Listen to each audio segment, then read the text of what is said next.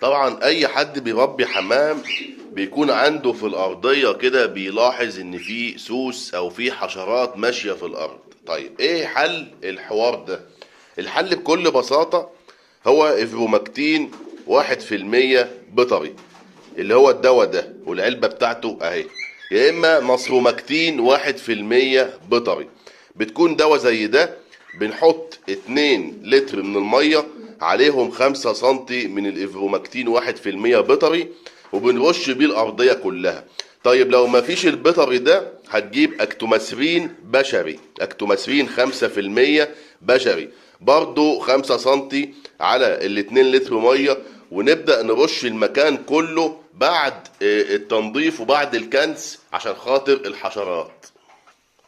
الكلام ده يا جماعة زي ما انتم شايفين اهو، لو عملته كل اسبوع مع الكنسة بتاعتك بعد ما تكنس وتنظف كده، ترش كده في المكان ده كله، وتجيب الزوانق واللبكان اللي انتوا شايفينها دي، وعلى الجدران كده بالشكل ده في الزوانق برضو واللبكان كده، صدقني مش هتلاقي حشرة عندك موجودة في المكان.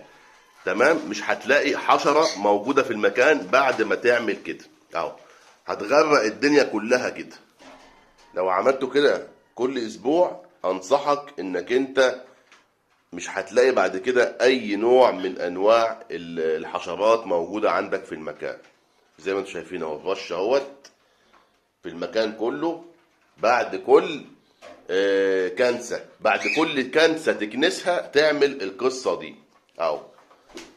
موضوع سهل وموضوع بسيط، ومش هتلاقي حشرات يا جماعة في مكان التربية. طيب دلوقتي الناس هتقول لي طب افرض احنا عاوزين الحمام نفسه نشيل منه الحشرات.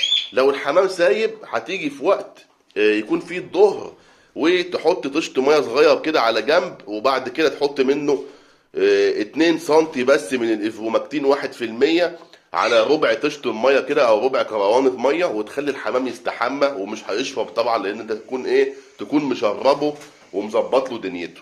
تمام، هتلاقي الدنيا ما شاء الله كويسه معاك. ولو انت عندك عشوش كده او حمام رائد بالشكل ده، برضو هتيجي بالبخاخه كده على خفيف كده، ترش كده حوالين حوالين العش كده من بره كده ومن جوه كده. تمام، لو تقدر ترفع العشوش ديت وتحط شويه جير مطفي تحت العشوش يبقى زي الفل، مفيش اي مشاكل، والحمام هتلاقيه مستقر وكويس ما شاء الله تبارك الله.